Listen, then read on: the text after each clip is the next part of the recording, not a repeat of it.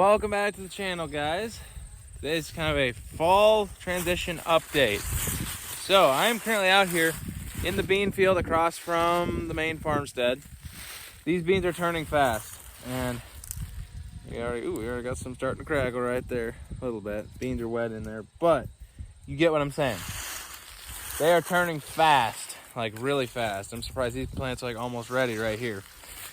But the combine is also almost ready, and we'll get to that in a bit. So it is about mid-September. Stuff's turning fast around here. All the early corn and beans are ahead, but the early corn died off very early, and I've heard yields are down on some of that stuff. Let's go look at some of our corn, and we'll talk about that. But that's kind of we're looking out for beans. Weeds are actually fairly low this year in our fields compared to last year. As you guys might remember, we had weed issues. Like the whole field was full of water hemp. This year, it's pretty good. There's still some hemp and some weeds in a few places. There's a big patch of it up on the hill there. It's a sand hill where the beans don't grow, so of course the water hemp just kind of came up. But trust me, there's a lot of, for non-GMO, this is pretty good. There are a lot of organic and even GMO fields all over the place, full of water hemp. Got neighbors' fields, got water hemp all over the place. So not a big issue this year. So our beans look pretty normal considering looking at all the other beans around the area. So let's go look at some other crops.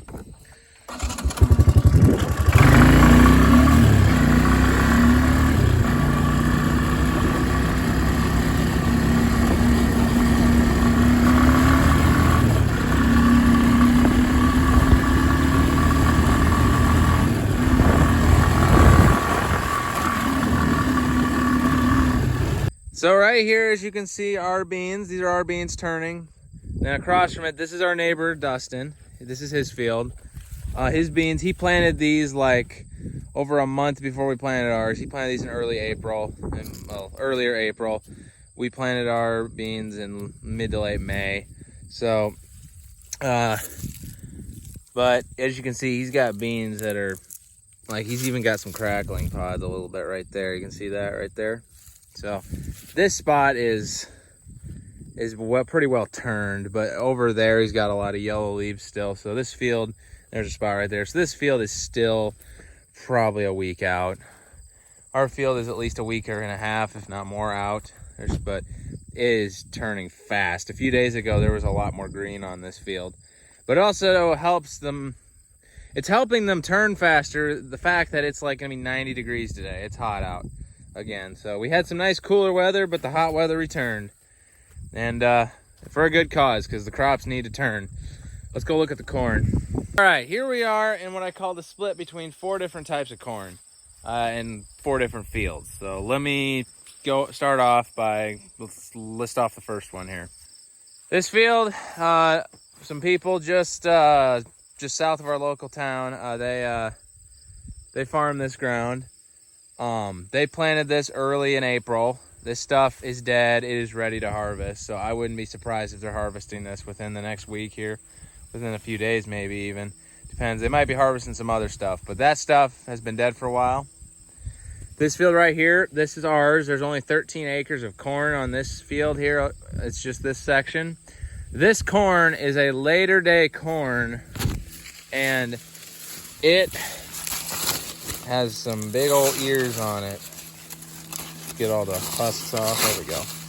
That's what one looks like. I've heard this is real good corn. We'll see how it turns out yield wise. But I guess it's yet to be seen. But this stuff is later than this stuff. So this is this is field 2 as we call it. This is running a shorter day corn.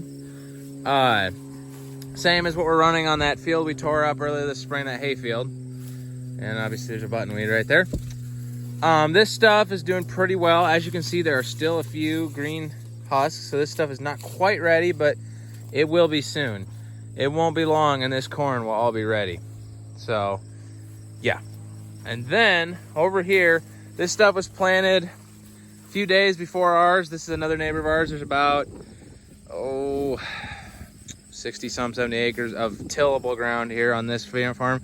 Well, some of it's in pollinator and CRP, but pollinator habitat and CRP. But this part up here, the best part of the field, is in corn.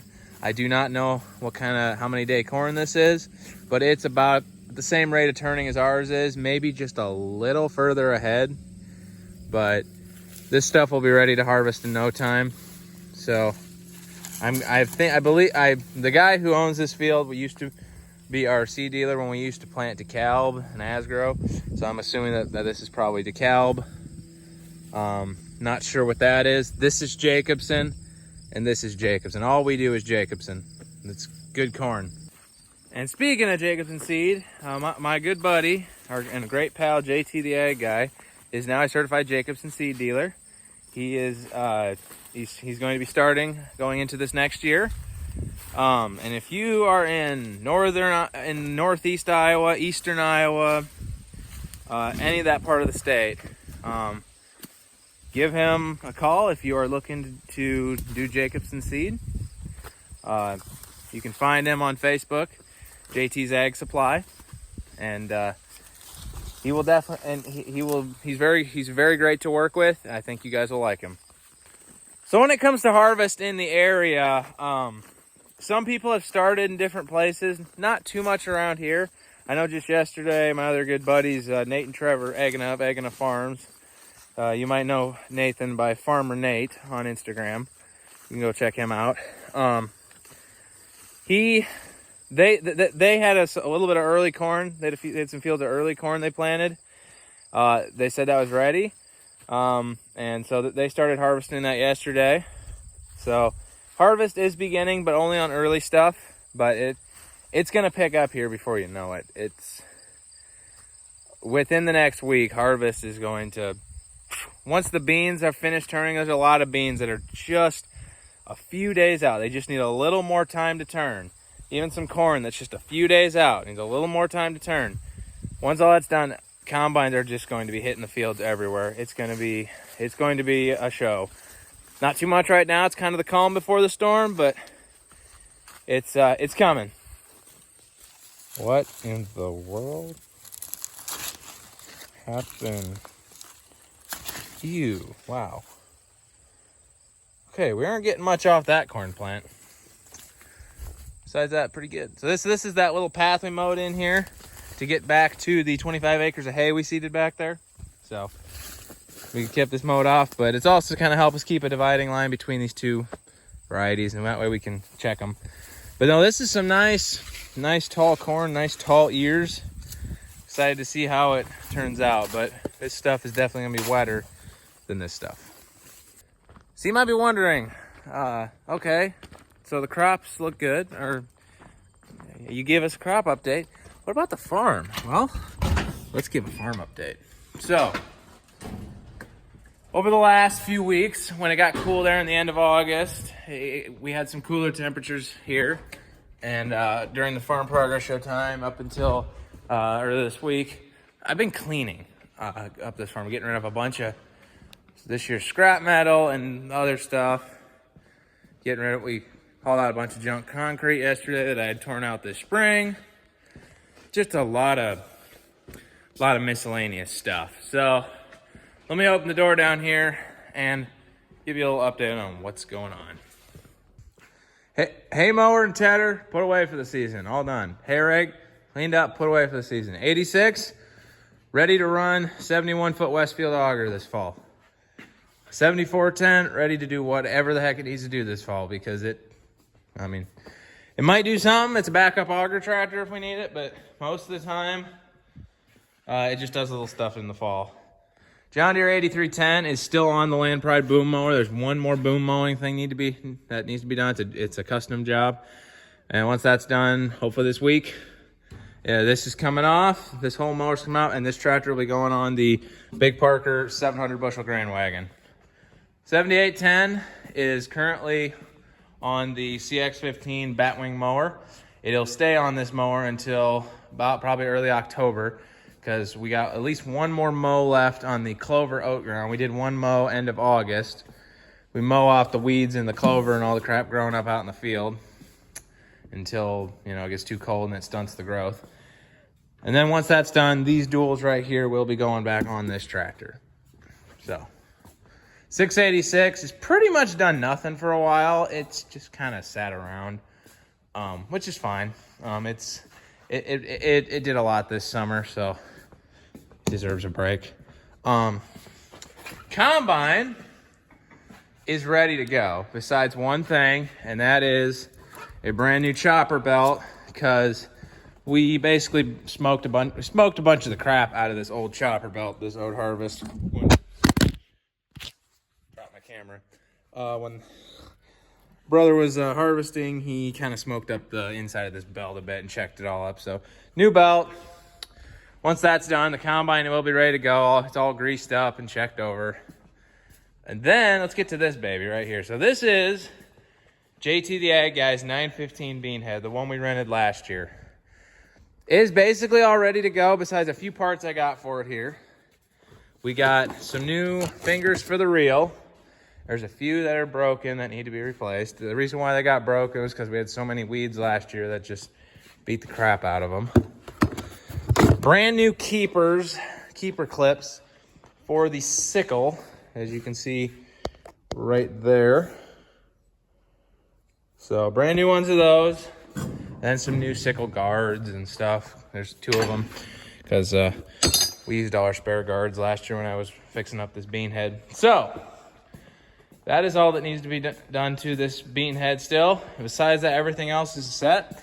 Dial-o-matic is hooked up. That is the header height control. Got it all connected in. Hydraulics hooked up. PTO's greased, hooked up. The reel I've checked, it goes up and down freely. So chain, I checked the chain on that side. It's all good. Check the gearbox. So this bean head, after today, will be ready to go. So we will be ready to pick beans. Now, as for bean harvest, you might notice one other thing we use. The Nico rotary screener, it is ready to go. As you guys remember, I did a bunch of work to this last fall to make it run better. And it did, with these finer screens and with new belts that are tighter and just a bunch of little fixes. It works great, and it is ready to go as is. Besides putting a couple shots in the motors, there's just 2 Zerks, got to put a shot in each one, but I won't do that till they're running. So that's kind of it for that. Baler got a pressure wash after third cutting hay because it was a mess.